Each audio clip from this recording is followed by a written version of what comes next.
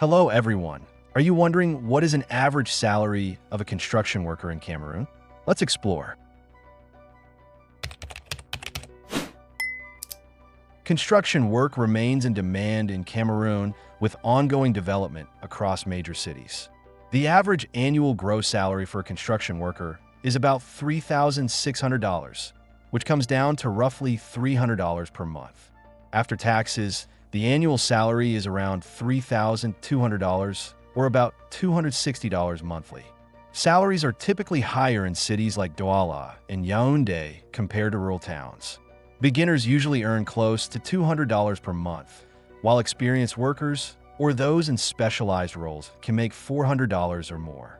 Trade experience and certifications help improve wages.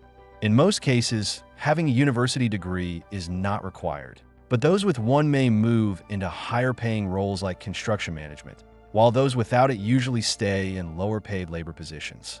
Please like the video and share your salary in the comments. Thanks for watching, and see you next time. Goodbye.